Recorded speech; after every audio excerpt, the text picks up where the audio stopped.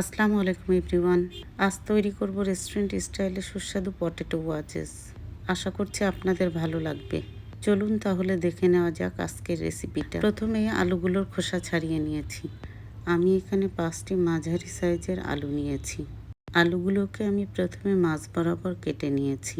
এরপর প্রতিটা ভাগে 4 টুকরা করে নিয়েছি, যাতে টুকরাগুলোর সাইজ সব একই রকম হয়।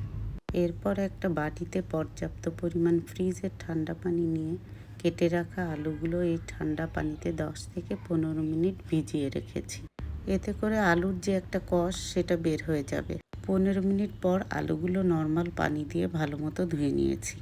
এবার একটা হাঁড়িতে পর্যাপ্ত পরিমাণ পানি নিয়ে তার মধ্যে পরিমাণ মতো লবণ দিয়েছি।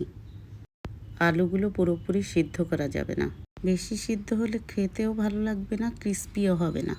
3 থেকে 4 মিনিট ফুল আঁচে রেখে নামিয়ে কিছুটা ঠান্ডা করে নিয়েছি। এবার কোটিংটা রেডি করতে একটা মিক্সিং বোলে 4 টেবিল চামচ ময়দা নিয়েছি। 4 টেবিল চামচ কর্নফ্লাওয়ার, আধা চা চামচ গোলমরিচ গুঁড়া, আধা চা চামচ শুকনা মরিচ গুঁড়া, লবণ সামান্য পরিমাণ, শুধু এই কোটিংয়ের জন্য যতটুকু দরকার। এবার অল্প অল্প করে নর্মাল পানি দিয়ে একটা ঘন ব্যাটার তৈরি করে নিয়েছি। এবার সিদ্ধ করে রাখা আলুগুলো ব্যাটারের মধ্যে দিয়ে মিশিয়ে নিয়েছি খুব ভালো মতো। এবার একটা কড়াইতে পর্যাপ্ত পরিমাণ তেল নিয়েছি। ডুবো তেলে উল্টে পাল্টে গোল্ডেন ব্রাউন করে ভেজে নিয়েছি। তৈরি হয়ে গেল রেস্টুরেন্ট স্বাদের ক্রিসপি ওয়েজেস।